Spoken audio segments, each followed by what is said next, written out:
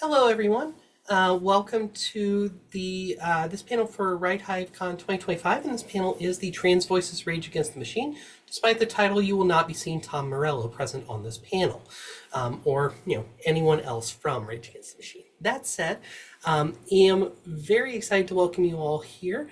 My name is Morgan. I write as S. Morgan Burbank. Pronouns are they, them, and I am a writer of dystopian sci-fi, and I'm very excited to be moderating this panel. I'll take a moment to introduce our panelists, and allow you to get to know them before we get into our questions. So first we have Makana Yamamoto, who was born on the island of Maui, splitting their time between the mainland and Hawaii. Makana grew up on the beaches and in snowbanks. Always a scientist at heart, Makana fell in love with sci-fi as a teen. They even led the science fiction and fantasy interest house at their college. A writer from childhood, fiction became the perfect medium for them to explore their interests as well as reconnect with their culture, coalescing in a passion for diverse science fiction. They love writing multicultural settings and queer characters, as well as imagining what the future might look like for historically marginalized communities. Makana's debut novel, Hamajang Luck, is a Locus Award finalist. In their free time, Makana likes to hoard dice for their Dungeons and Dragons games, defeat bosses with their guildmates, and get way too invested in reality competition shows. They currently live in Massachusetts with their wife and 2 cats. Welcome, Makana.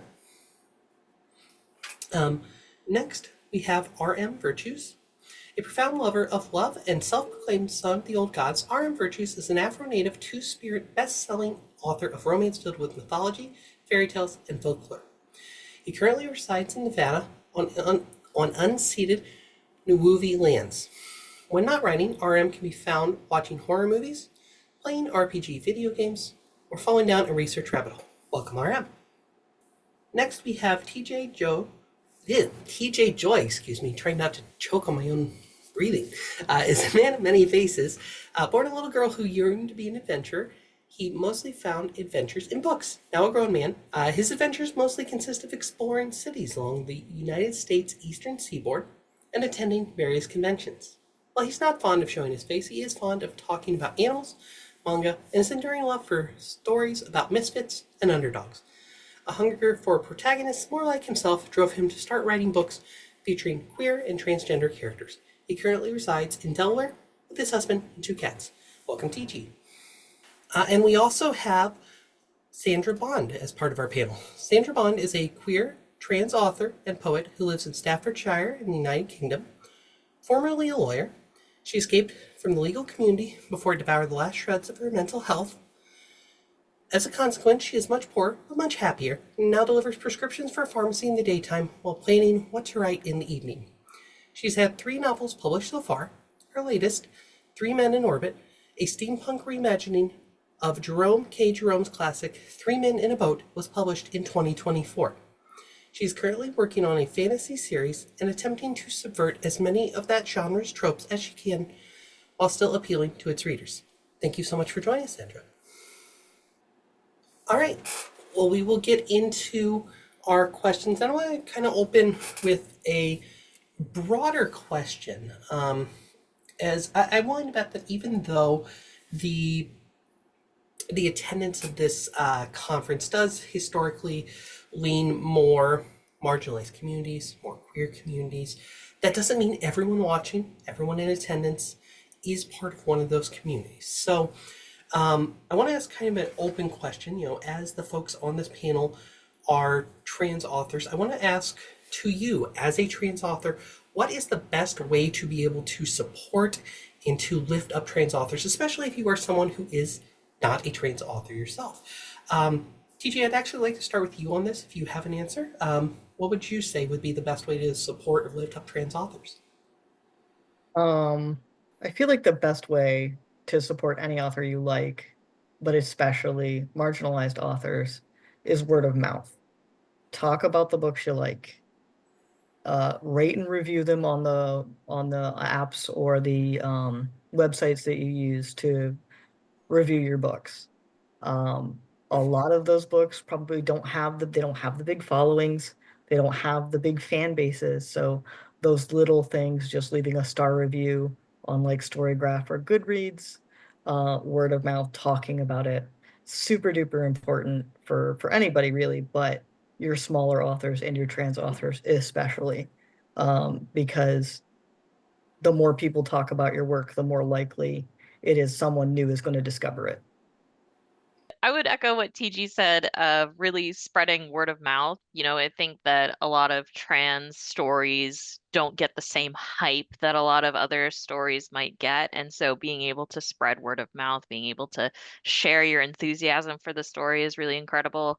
Um, and then one thing that I really love is requesting at a local library. Because I know sometimes you can't afford the hardcover or you can't afford, you know, the book, or you can't find it in a place that feels like, I know Amazon has been kind of a mess and it's kind of hard to find books outside of Amazon sometimes. You can always request at a local library. Libraries are always so happy to help us.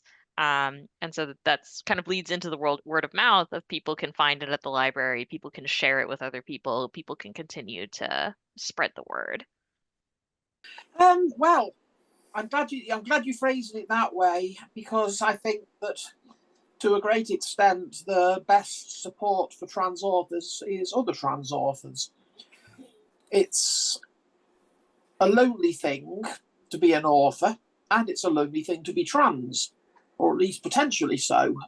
So if you can, get yourself into a community with other people like you, be those authors, be those trans people, or be best still trans authors, then that's likely to give you a lot more sort of positive reinforcement and support than trying to do everything on your own in a sort of big lonesome world, if that makes sense. I'm usually like a big picture person, so I would honestly say like in order to support trans authors, you have to support trans people. And being in community with us and listening to us kind of field what we're facing in the spaces that we're in is really important. I come from, the romance community primarily. Um, and I thought, going into the romance community that it would be really safe and welcoming, and it, it wasn't the way I expected it to be. There's a lot of gender essentialism. There's a lot of anti-trans masculinity. The things that are said, the way that certain characters, love interests, etc., are viewed or portrayed as. It leads to a lot of uncomfortable conversations that I've had to have with people in like beta reading or editing work. So I really think that if you are in community with trans people and you're listening to them and you're hearing, their concerns, it's going to lead to a much more open community for all of us. Um, but I really think that's like one of the important things is like it's one thing like, oh, you're excited to read my book, but then we're having a conversation and I'm having to kind of block out the 13 transphobic things you just said to me or try to acknowledge them in a way that doesn't, now I'm like being, you know, pickyish or whatever, um, just to try and have those conversations. And it would be easier for me. I'd rather spend more time, kind of promoting my work than sitting here having to defend it. And I think that that's kind of important too, is just to be having those conversations beforehand so that, especially, non-trans people can actually support us on all fronts. I think that's an interesting point, and I actually want to come back to you with my next question because you kind of already talked about this a little bit. There are, to say the least, and I think it is a gross understatement to say it, that there are a lot of different challenges trans authors face. Um, you have the general challenges that any author faces, regardless. Like, there's no avoiding that, whether you're trans or not. And then there's the various challenges that trans authors specifically face on top of that. RM, since you were kind of already talking about that, like, A, what are some of the unique challenges trans authors face, and how can readers who do support us as trans authors how can they best help us to address those challenges within the power that they have? I think you really just, I mean, for like the normal person, the average person, or I say the average person who has access to books that are, reading the way that we're reading, um, it really is important to just have like an open mind because you have to understand, like, even people who you'll talk to and be like, I want to read a trans book, they still have these expectations of what that means. I know what my first book got a lot. Like I had reviews that were like, this is very heteronormative. At the time, I didn't even know what that meant.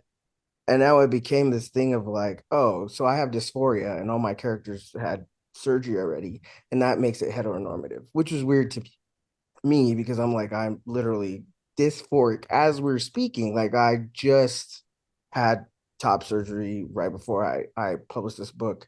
Um, Obviously there's a lot of emotions that come with that I don't feel like I have to get into right now, but I do think that it's this thing of you have this expectation of, oh, this is what trans bodies look like. This is what, and I'm talking obviously from a romance perspective where there's sex, there's intimacy, there's all these extra levels of this character that you're seeing, and there's this expectation of what that looks like because they're trans, and it's like, I mean, we don't all look the same, we don't all have the same experiences. I think that's a big thing too, is just like it's all also flattened because you're talking about to have the issues that were, I mean, the problems or obstacles that normal authors have or all authors have, and then the obstacles that trans people have, and then now add on to that being Black, being Native. um for me, obviously, I do want to just specify because I know my bio says it, it's like two-spirit doesn't mean necessarily trans. It's not a catch all for everything. um I usually identify or use trans mask to define myself when I'm in Western spaces because it's easier. But it goes deeper than that for me, and it's a bigger conversation after that. And I think that kind of also too plays into it because a lot of people can't really accommodate the idea that there's something other than trans women and trans men or non-binary people. Like they really don't look at like, because indigenous people have had a lot of third genders, a lot of other orientation, sexuality, etc. And to even try and talk about those, it's difficult. So I think like to add to, on top of everything that all authors go through, there's also this idea of like I'm scared to talk about my own identity because people are going to judge it. It's not going to live up to people's expectations, and they're not going to want to read anything by me anymore. And I think that's probably one of the biggest obstacles, is finding people who are willing to open their mind to the possibility that maybe trans people do not owe them androgyny, do not owe them passing, do not owe them this stereotypical idea in their head that they've conjured up and decided that this is correct. TG, anything to add to that from your side? I think RM said a lot of very important things that I think a lot of non-trans, non-queer people walk in expecting something, not necessarily expecting the nuance that we have in our own work. And I think some of those expectations kind of have to get left at the door when you're reading something by a trans author. It's not always going to look the same. I know RM mostly writes romance.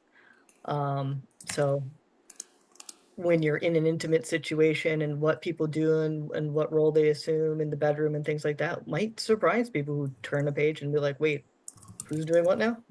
You know? And to kind of open up your mind and be ready for something different, for someone to say something you're not expecting to read.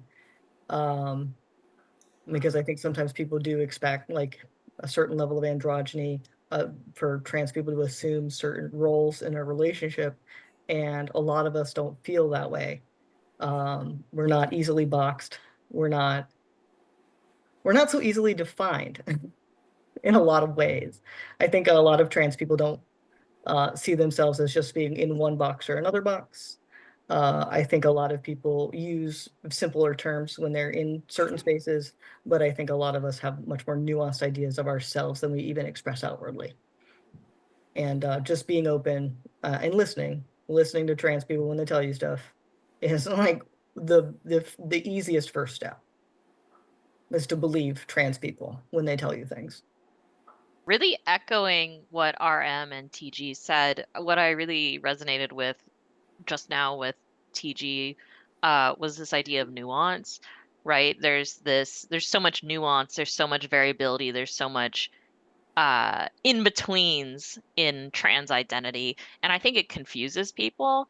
And for me at least, and I don't know if this resonates with you folks as well, but when I was first writing my book, I included a bunch of trans identities, I included a bunch of indigenous identities, Mahu, included pronouns and all kinds of things and messed with it because it was reflective of the people that I know in my own life.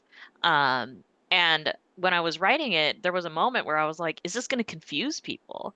Are not people going to be misunderstanding? Are people going to be upset? Are people going to not understand and, rant about it on Goodreads? And I had to really come down to like, I don't care, because this is not for them. This is for me and this is for my community.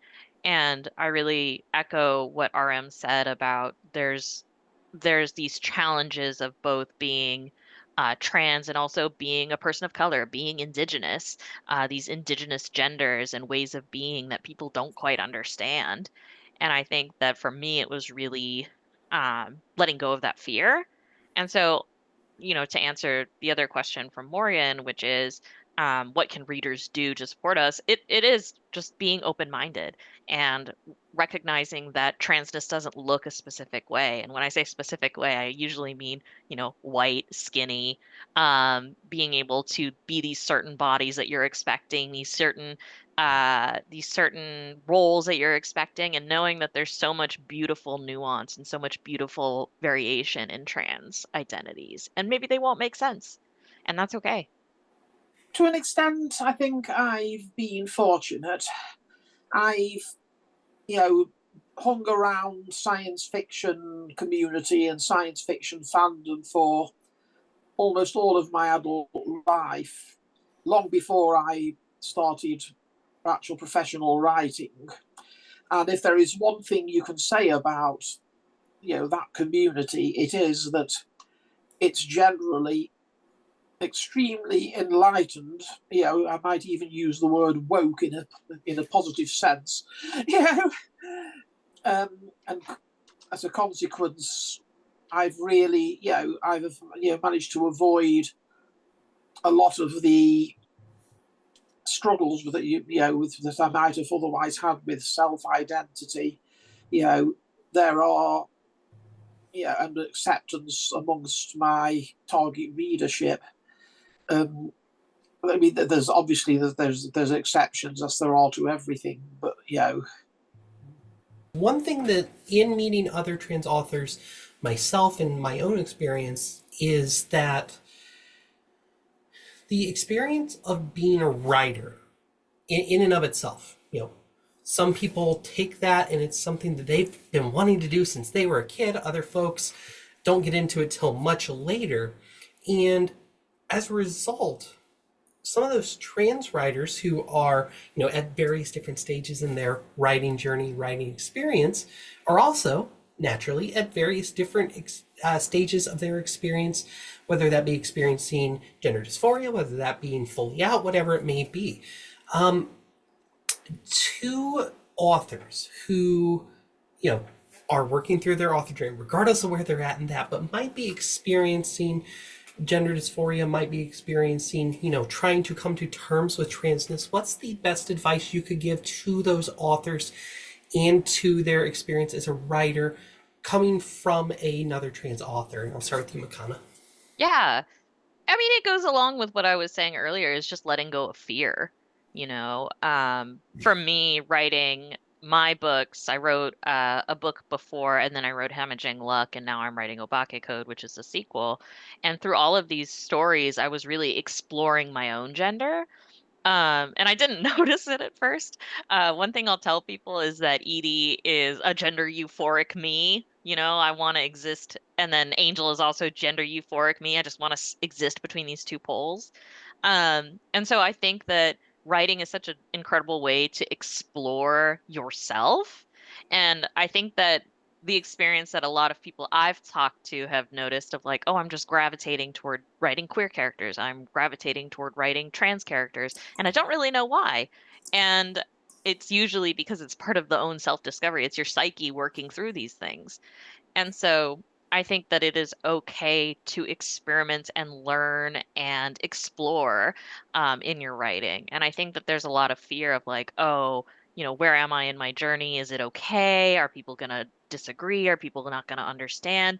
And it's again letting go of that fear because this is your journey as well. This is your book. And I think that being able to explore that identity, no matter where you are in your journey, is really important. RM, anything you would like to add? Honestly, that was pretty succinct to what I would say. Just write it. Whatever you're picturing in your head, this person who you love, because I think that's the first thing is like a lot of people are scared to say, actually, yes, is it scary? There are a lot of aspects of being trans that are very scary. That is true. Nobody's here to deny that. Well, nobody here is gonna deny that. But to actually sit there and envision this person who you love, because that's what it's about. Why would you choose to transition to, or whatever that means to you too, that also doesn't have like one set look or appearance or series of steps that you have to take in order to be trans. um Whatever that looks like to you, write it, put it on the page. um Play with it, nurture it, because if you're doing that on the page, it's easier for you to look in the mirror and do the same thing and say, okay, well, if my character can do this X, Y, and Z, what's stopping me from, what's going to stop me from doing this? And I think it's really empowering to kind of be able to create these characters. And yes, there's going to be people who were like, well, that's not my experience. That's okay. I'm not writing about your experience. First and foremost, you have to write for yourself. And that's my top advice to any writer about anything is like, don't write to market, write for yourself first, because at the end of the day, you're the one that has to sit with it. You're the one that has to read it 1,000 times. You're the one that has to take it home with you and put your name on it, and it's yours forever. So I think that it's really important to do that, but at the same time, like, as a trans author, the best thing you can do for yourself is just to write it. Whatever it is, the wild, bizarre, whatever it is, this picture that you have in your head, just put it down on paper. And I guarantee you working through it there will help you work through it in other ways, places. And, it really does help. Again, I can only talk about my own experience. I did want to be a writer from a very early age, and I made some early attempts to be one, but after I found myself struggling to get anywhere, I decided that this was a dream that I wasn't ever going to achieve, and pretty much gave up on for about 30 years, and only came back to in the last 10 years or so. Similarly, I can't claim that I knew I was trans from my childhood. I knew that there was something setting me apart from other kids of my age. I hadn't got the vocabulary at the time to sort of defined myself as trans, and I didn't until I was almost out of my teens and finally sort of discovered other trans people. But as this has affected my writing, I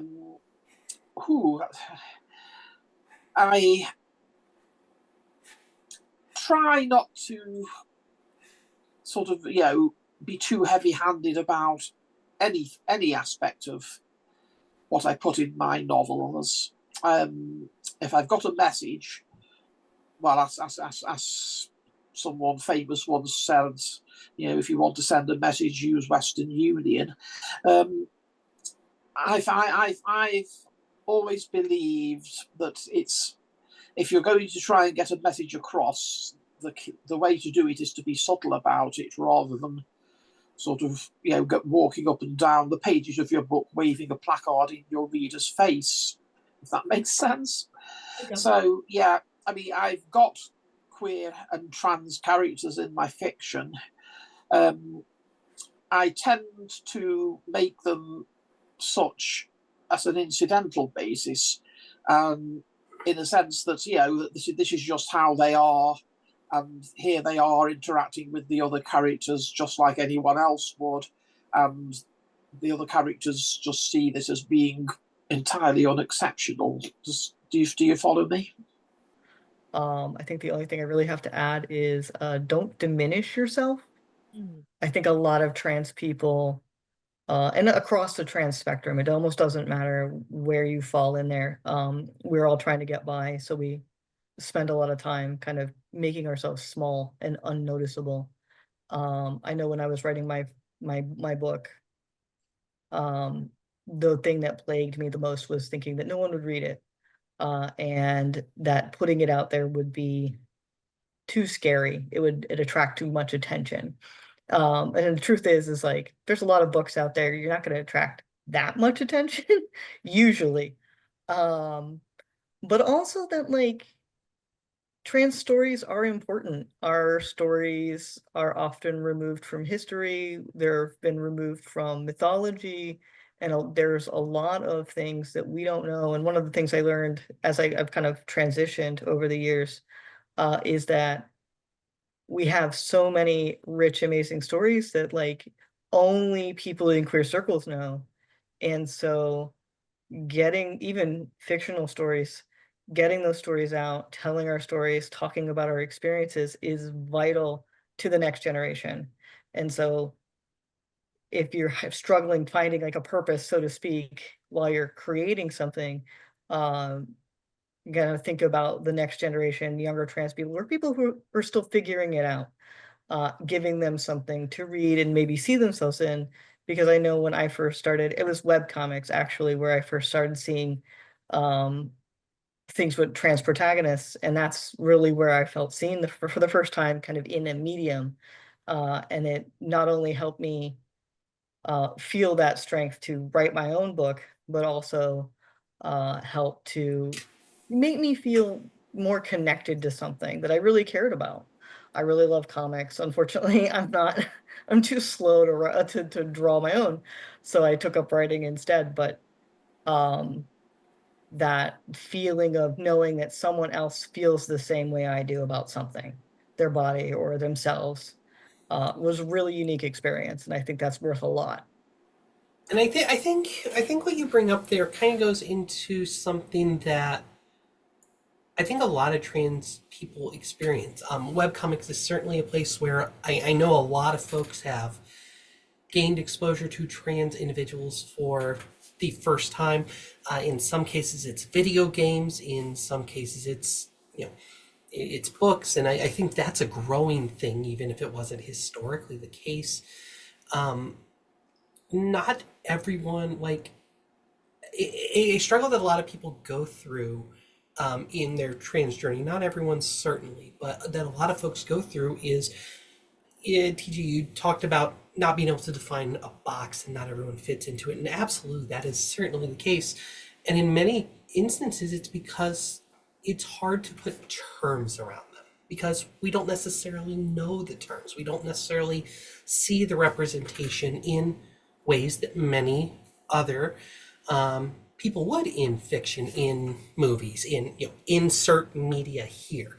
So what I'd like from you all, and TG, we'll start with you. Do you have some good representation of trans people in stories that you think other people should check out? Oh, it's a good question. The first thing I ran into, which was a webcomic, was Superpose. And it's a Prism Award winner. It's a kind of a 1980s-esque sci-fi. Okay. And I really like the way it tackles a multitude of complex issues. Our relationship to ourselves, our relationship to our families, and the way that we kind of have those complicated ways we have to navigate those relationships. I also think in the book realm, I think Gabriel Hargrave's work is really amazing. He writes erotic sci-fi mostly.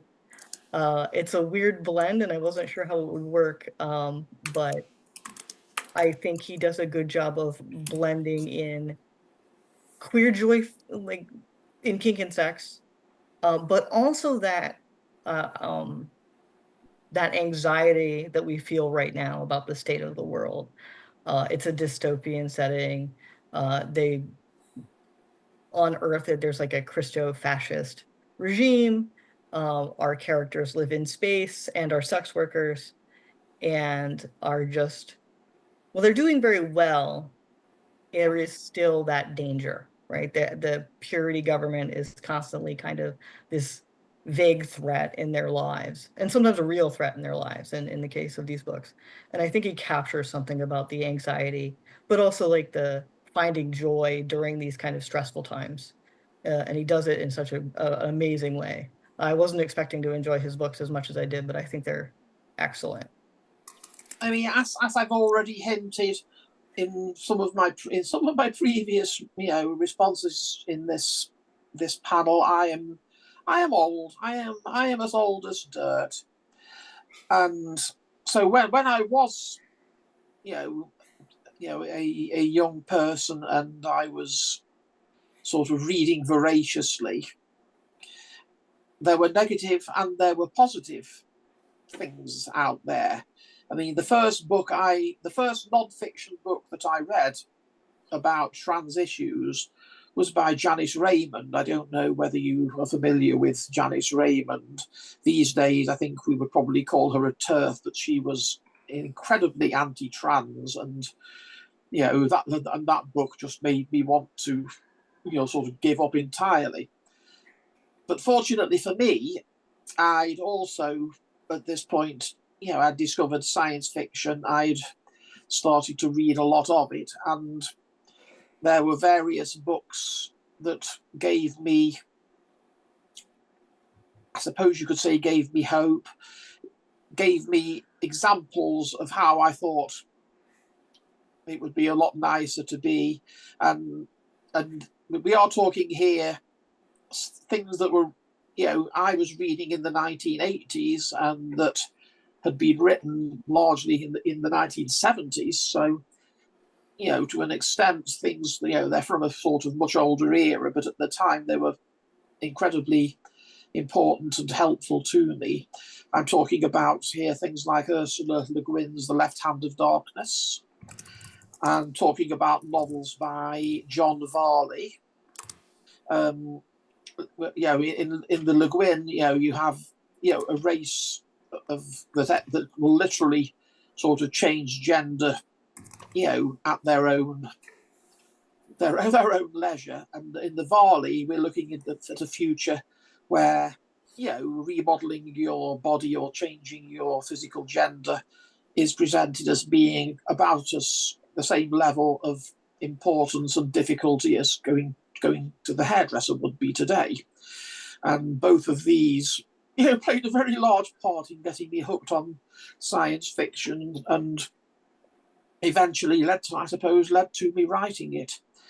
This is this is kind of my basic lesbian response, which is Stone Butch Blues by Leslie Feinberg, which I discovered very early on in my journey as a non-binary lesbian, and it truly changed my life. It's such a beautiful, nuanced depiction of what lesbianism can look like, what trans lesbianism can look like. And I truly adore it so much. It's very much present in my work, its influence. Mind the trigger warnings, because it is a tough read, but it is really gorgeous, and I think it's a classic for a reason. Yeah, I would also say Stone Butch Blues. I think that that should be required queer reading for everybody too, if I'm being honest. Um, but I've had really great luck to have a lot of friends who are both trans or queer and writers. My dearest friend, Francesca Tacci, their book is about partisans in Nazi Italy, basically taking on Nazis. And I think my favorite thing, and it's a very short read, and it's called Let These Mountains Be My Grave. And they really have this way of showcasing kind of how trans and queer people in general, I would say queer people kind of did step up and did, fight in places for things like everybody else did. Stood up when very few others would, and did things that would never be asked of them, but that they knew they had to do in order to protect their communities. And I think that like that's really important to me because um I do try to also write about like real time issues, but also indigenous people have been going through the same things for years, centuries. um so kind of seeing that transported into a time where a lot of other people would probably be a little more willing to connect with it, because World War II, like obviously everybody was on the right side, of course, um, as opposed to like other times in history. But that's one of the things that I really love about their work. Also, Ileana Castriani is a Greek author. They write short stories. They're in a lot of like Apex magazine, things like that. The way that they do gender in their stories is always amazing. Like they always have like these cool little world building things around gender that's really different from like what we're used to now. They use different words in different stories, et cetera, et cetera. And I really love the way that they kind of play with what gender could look like, especially in like their space and sci-fi stories. It's always really cool. So I really do highly recommend them. Um, and so really just those stories were like very indie authors, short story authors. Like you can find so many good things just by reading a magazine, like one literary magazine. You'll find 10, 11 stories just like queers writing queer shit and being really happy with it. And I'd never read a lot of short stories before I started publishing, and now I'm reading them all the time and constantly just enamored and in awe of like how far we've come and how many places we are in now, and it's really great to see. On the same kind of general line of thinking, RM, I'll stick with you here. We all know as writers that just because you write a type, RM, you write romance, I write dystopia, just because that's what we write doesn't mean it's what we enjoy reading the most. Um, are there types of stories, particularly in the areas that you enjoy most as a reader? Are there more types of trans stories that you would like to see, particularly within a certain genre, a certain whatever frame you want to take this question? I think now I do read less romance just because, like, to be 100% honest, just like the experiences I've had in that space have not always been positive. Um, so it's been really hard for me. I've been actually moving away from romance a lot and writing more horror, sci-fi, mystery. But one of my favorite genres, I've got to say, hands down, is trans mask and trans men writing religious revenge or religious recovery. Um, Andrew Joseph White is probably one of my favorite authors ever. Also, just the way that he writes, you know, we were in a cult, or we were in this really extreme religion, and as a trans person I now have to be the savior for everybody against that, against this like forced norm. And I really love that. I really love, because I was raised Catholic, Mexican Catholic, and that has had quite the, it's a big thing, it's a big thing. Also why, uh my friend Francesca, we're so close is because they were raised obviously in Italy. um so Catholicism is really big in our lives, and it was also really big in our trans journey, because it's just that thing that it kind of imprints on you, and you don't really know how to shake it off. um but I think I would love to see more of that. Just like literally queer revenge is my favorite thing in the world. Like I just want to see more queers say, you know what, I don't actually have to put up with this. Actually, I can do something about this. I'm stronger than you. And I think that's one of like the best, because it's just like you get to show, queer kids and even older, queer elders that like, hey, it's not over yet. Like the fight's not over yet. We can do something about it. And I think that really means a lot to me.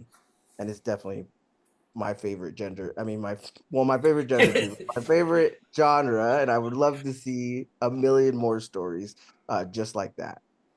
I think you could make money off merch that says "Queer Revenge is my favorite gender." Yes, Yeah. I think so. Yeah, I like it. I like it. Do it. DG, My gender is revenge. Yes, Yeah. exactly. that's There we amazing. go. I've got to be honest and admit that I don't read with the voracious nature that I once did, because if I did, I wouldn't have any time to write myself. Sure. But yes, there are different ways I could answer that, I guess, depending on which end of science fiction and fantasy you're talking. I mean, in science fiction, there is more of a there is the hard science and the soft science in science fiction. What I tend to be more interested in is the soft science, which focuses on sort of the human nature, the human condition, and how it's going to evolve in the future. And I believe quite firmly that we are going to see a diversity of gender and attitudes to gender,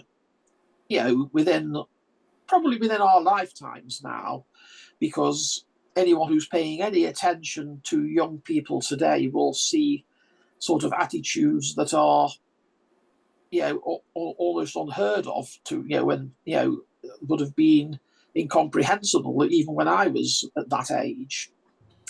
And I'm looking forward to seeing how science fiction will cope with that explosion as and when it happens, or indeed before it starts happening, to what extent it's going to be able to sort of ride that zeitgeist, in advance of the wave.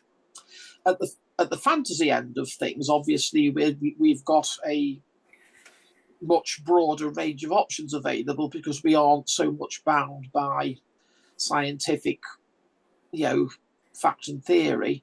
I think in that case, again, I'm just looking forward to seeing some of the older tropes of fantasy that have been around for years being reimagined for the future, and having trans and queer slants put upon them. We've already seen, for instance, a lot of, in fantasy, a lot of the what you would traditionally have called monsters being rehabilitated. We've now we've softened vampires and werewolves and orcs now to the fact that we've writing them with a lot more sensitivity and a lot more sympathy, and and I think that we can certainly do with applying that same process to queer and trans stories. And I say we could do with that. That is what is happening these days in fantasy. I just want to see trans people in like every genre, every subgenre. Like, I want to see us everywhere. I am not super duper picky. I write a lot of fantasy. I I fell out of love with fantasy for a long time, and a lot of it was because every story was very, very straight, very, very heteronorm, like painfully, and even in some cases being like, there are no gays here. Gays don't exist in this universe. And I'm like, what are you even talking about? Like, why do you have to make a statement like that? Um, and so for a long time I didn't read any.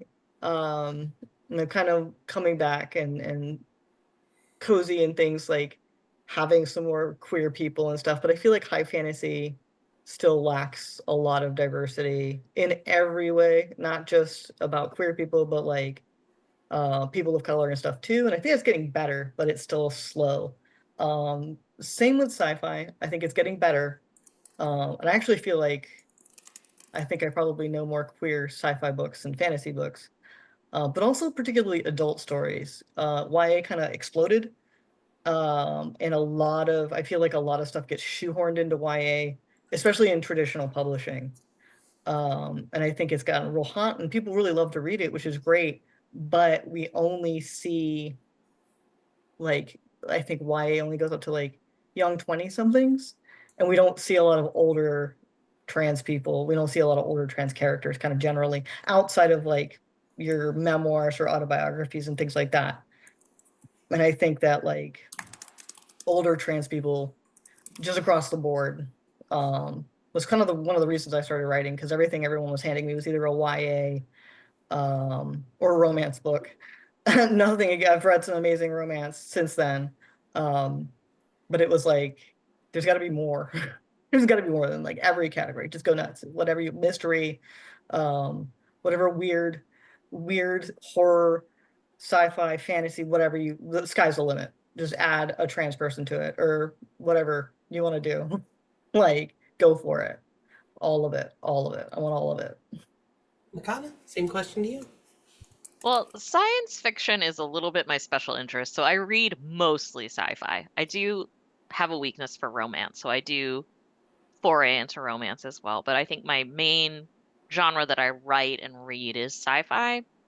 And I think sci-fi, what I love about sci-fi is there's so much possibility in it. It really is about the possibilities of the future, the possibilities, that what if question. And one thing I want to see more in sci-fi, and particularly about trans stories in sci-fi, is the transformative nature of transition. Because I think there's this predominant narrative, mostly among cis people, is that transition is trauma, transition is difficult, transition is like an obstacle toward gender euphoria. And I have often found that transition is actually a very joyful thing. Transition is something that is so beautiful.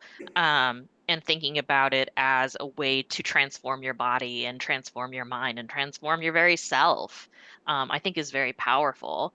So I would love to see more sci-fi that plays with that. I have I love cyborgs. I have lots of cyborgs in my books, and a lot of trans cyborgs. And it's like not only am I transitioning in a way that feels good, I'm also got like, mechanical arms, and that's also gender euphoric. So I really enjoy that aspect of transformation. Transformation. And so I would love to see more space in that, of really playing with transition, playing with transness as it reads into trans joy as well. I would love to see more of that in sci-fi, and I think echoing TG, just like everywhere, like everywhere. And so that's my soapbox, is let's talk about trans cyborgs more. The last question that I'll ask before we give you all some time to talk about your books and whatnot. A question that in the panels that I have seen with trans authors in the past, there's this question that I see that's kind of pervasive of what tropes do you wish to see, what tropes do you want to see die about trans characters? And I think it's a good discussion to be had, but I kind of want to flip it on its head because, admittedly, A, that's been done to death, and B, as you just said, Makana, trans joy is something that isn't as visible to non-trans folks as it probably should be. Um, whether we want it to, whether we want it to be, whether we realize it is or not, it's not as visible. So, my question, in terms of tropes that you have seen, because everyone loves tropes, you see all the little things on social media with the arrows pointing, this is the tropes of my book, blah, blah, blah. What are tropes in trans media that you see that you love, particularly as a trans author, whether you use them or not, just that you love to see? Well, I'm glad you used the phrase trans joy there, because trans joy is, something of the holy grail in writing. It's something that's harder to achieve than than you might think, even for a trans writer. It's we have had to cope for so long with the with the old fashioned the attitudes, which are that people who think that they're being awfully liberated by putting one gay character in and having them die tragically and heroically 2/3 of the way through. The sort of burying your gays trope, as I think it's as you see it referred to, and that is definitely overripe to be retired. And I don't want to see a single token queer character. I want to see a bunch of them, and I want to see them having happy endings. That's an interesting question because it's just not the way my brain works, is breaking things down into tropes. I know it's just not something that I really think about is tropes. Um, I think one thing I would say, without necessarily getting into the minutia of different tropes, is just being able to play with things that are typically not allowed in trans stories. We've talked about this with, like, an example is like retellings, right? Retellings, and being able to turn these stories on its head and give them a trans reading. So maybe it's not just there's only one bed trope, but it's trans now, right? So I think that we should be able to play with tropes in ways that feel organic and our own. So I don't necessarily have any specific tropes that I can think of, but I do think that, trans authors should feel emboldened to take these tropes that maybe we feel are off limits and actually make them ours. Okay. RM, same question to you. I 100% agree because I've always been a strong proponent of a trope hasn't been done to death until Black, Indigenous, POC authors have done them. So add, Black, Indigenous, POC, trans authors to that. Like, I don't think that it can be done to death because everybody has a different take, especially if you're a writer who takes a lot from, your culture and things like that. I obviously am well known for doing retellings. I did my first flagship series is a Greek myth retelling with trans damn near everybody. So and then this book, Divine Intervention, my newest book was also it's technically Three Little Bears retelling. Like, it's very loose with that term. Definitely not for children, but it's still a retelling in that way. And I do a lot of retellings, a lot of mythology. So and then also too, like, my brain really, this is coming from a romance writer who's supposed to work in tropes. I don't do that. I'm always like, I don't pick those first. I'll go through the book afterwards and somebody can point me to what are tropes and what aren't, because there's a conversation that happens in the romance community once a week about it, and I don't like to engage. So I really don't know exactly what um those come down to, but I really do think that, like, it can't be done to death because and think about it this way, if we didn't have a name for the trope and it just happened in a book, you likely wouldn't connect it to another book with the same trope if you're not labeling it that way. So I just like, well, then don't label it because now nobody can say, oh, well, you've done this to death. Exactly. That's why I don't make trope maps. But anyway, like it's just that thing of like you really don't know what that's going to look like in any given book. And I would say for, trans authors is just like don't get caught up in the marketing that other people do. And that's not to say don't have fun. Obviously, trope maps are very fun. If you want to do a trope map, absolutely 100%, baby, do it, but don't feel like you have to, and do not feel like you have to break your book down to tropes, if especially if that's not even what you did at the beginning. Like if you didn't base it on tropes, you don't have to go through the book and pick them out afterwards. You could just be like, well, this is the book I wrote and this is what it's about in, blurb fashion, which we've been doing for many years, just a regular blurb. You could do that if you want to. You don't have to do anything else. And so I think, yeah, definitely wouldn't say there's any that I would not want to see anymore, except for just that one, which is like the trope that tropes are the only way to market a book and they make or break a book, etc., etc. Like, no, not that. And TG, to you. Yeah, I feel like everyone here is kind of the same. It's kind of nice to hear this, like, oh yeah, I don't really think about it that way with tropes and things like that. Um, for me, I think it's mostly remembering that your characters can be whatever you want them to be. You don't have to say, oh, well, they're transgender in a medieval society, so they wouldn't be very important or blah, blah, blah, blah, blah. My book, Sword of the Voivode, my main character is a former princess. Um, and he's a very good swordsman. Um, and like he's not really special outside of that, but I was like, well, why couldn't he be? Why couldn't he be this swashbuckling princess before he goes and transitions? Like, why not? And not limiting to myself to making him a peasant or someone unimportant. Or you could kind of do whatever. Maybe they transition halfway through the story. Um, to kind of leave yourself open to the possibility of letting the character be whoever they are and whoever you want, and the story to be whatever you need it to be to tell the story you need to tell. You don't have to. I think sometimes authors are like, oh, if I do this, it won't seem historically accurate or something like that. My current work in progress is about a werewolf living in France in the 1840s, and he's trans. I had to do all this weird research about like what was possible. Because I didn't want to like be like he got top surgery and then be like, actually, there's no way that could have been done with the technology available. Because obviously HRT and stuff hadn't been invented then, so you can't have any of that. But I did elect to be like, he got top surgery because he's a werewolf and he'd survive it. But you want to work with those restrictions if you're doing, especially if you're doing historical stuff. I thought Anne Leckie's The Raven Tower was really nice. The way she portrayed a trans character who doesn't have medical transition options.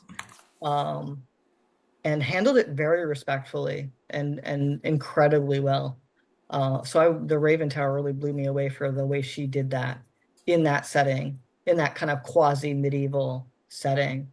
Um, but yeah, like don't put weird extraneous restrictions on yourself about what it has to look like or what you think quote unquote historically it has to look like, because the likelihood that if you start digging into history, you're going to find a trans person who was doing something absolutely insane somewhere, exactly in the vein that you want to write. So like never hem yourself in. The sky's the limit. All right. And for sake of making sure everyone gets their panels and whatnot, I do want to wrap up here. Um, Take a second for you all to plug whatever you would like. TG, I'll begin with you. Anything that you want to share via info about your books, website, whatever you would like for it to be. So I just recently joined Blue Sky. I believe my @ is author TG Joy. I'm also on Instagram, same thing, author TG Joy. No, I think it's just all one word, if I remember right. Since I don't have a picture of my book, I will just hold it up. If it'll show on the green screen, back up. That is the trick I found in these recordings. It will not. It's like Nope, it's no, magic. a part of the You background. cannot. But my first book, Sword of the Voivode, came out in October. I published wide, so you can get it on virtually every platform that sells books, Barnes and Noble, Amazon, you name it. My next book, tentatively named Last Wolves of Paris, should be coming out hopefully late this year or maybe early next year. And I'm looking forward to writing a lot more books. All right, Makana. Yeah, so you can find me on Instagram and Blue Sky. Those are mostly where I'm active. I don't remember their ads, so I'm just gonna direct you to my website, which has it. So my website is makana-yamamoto.com. You can find all of my social media, all of my everywhere I am on the net there. I wrote Hamajang Luck. It came out in December of 2024 in the UK with Goylance, and then January 2025 with Harper Voyager. And it's a cyberpunk, lesbian, sci-fi, space heist. You know, think Ocean's 8, but it's in space and everybody's a lesbian. So I think it's pretty fun. Um, and then the sequel to that, which is a spin-off about the hacker, Malia, 3 years after the initial heist, doing her own heist. That's the Obake Code, and it will be coming out early 2026. I don't have a firm date yet, but early 2026. And then there's a third book that will come out probably early 2027. I just need to write it. Love working on a deadline. But I think that's all I got. All right, and RM. So you can find me at rmvirtues.com. I think I'm on Blue Sky, Instagram, Twitter. I don't really check into social media that much. I'm looking for well, I'm currently trying to get a social media manager because I'm very bad at this. But yeah, you can sign up for my newsletter on rmvirtues.com, which is also not as common as it should be. But anyway, um, you can also find my newest book, Divine Intervention, which is right up here. It's a USA Today bestseller.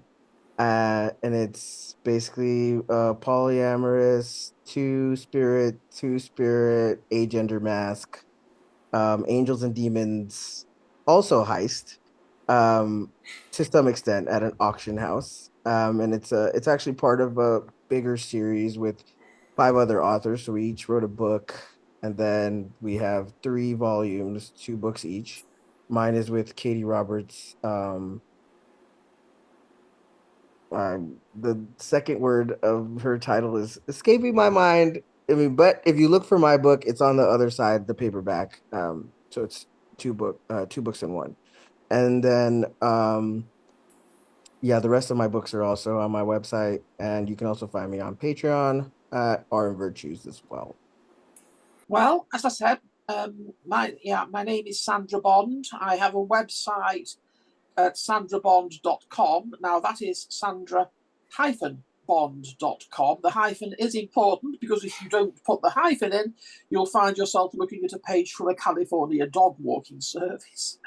And whilst I have many talents, walking dogs is not one of them. My books are also available on Amazon, either in physical form or as ebooks. They're published by an American company called the Canal Press. I mean, they are traditionally published in that sense. I will be frank and say that if I had to self-publish, I don't think I would ever have managed to get anything out there. You can also find me on Mastodon and on Facebook, where I'm Sandra Bond author. And we said at the beginning, my most recent book, 3 Men in Orbit, is a steampunk retelling of Jerome K. Jerome's 3 Men in a Boat, where I started off by putting some female characters into it, which the original Three Men in a Boat is rather lacking in. And because of the time setting, I decided that it would be appropriate to make them campaigners for women's suffrage, or suffragettes as they were sometimes called, which was a derogatory term, which was then reclaimed and used by them. And I've managed to put a certain amount of sort of queer and trans in there. Again, I've tried to do it subtly by putting a pill in with the spoonful of jam rather than being too blatant about it. But hopefully, a modern reader will enjoy it in its own terms as a modern book, as well as enjoying it as a retelling of the Jerome K. Jerome original. I do want to take a moment to thank all of our panelists for joining us today. If you are watching this live as part of WriteHiveCon 2025, we are doing question and answer in the Discord channel for this, for those who are watching live. If you're watching later, we're not live right now. I cannot help you with that. Anywho, thank you all so much for attending, and I hope everyone has a wonderful rest of your day.